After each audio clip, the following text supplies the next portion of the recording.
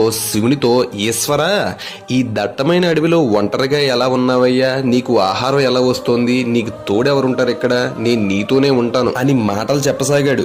నా తండ్రికి ఆకలిగా ఉందేమో, ఉండు ఆహారం తీసుకొస్తానని ఆ లింగాన్ని విడిచి వెళ్ళలేక వెళ్తాడు. చివరికి శివుని ఆకలి తీర్చడానికి వెంటనే కొండ దిగుతాడు. కాముడు వచనం చేసిన పంది మాంసంను రుచి చూసి మంచిది శివునికి పక్కన పెడతాడు. ఈశ్వరుడి ఆహారం సమర్పించే ముందు ప్రతిదినము నీటితో అభిషేకించబడతాడని, పూలతో పూజించబడతాడని చెప్పని నాముడు చెప్తాడు.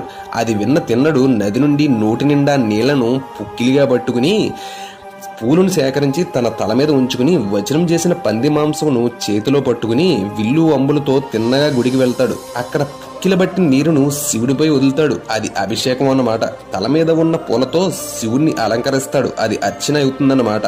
తర్వాత తాను తెచ్చిన పంది మాంసమును దేవుడి ముందు పెడతాడు. అది ఆయనకి నివేదన అవుతుంది. ద్వారం వద్ద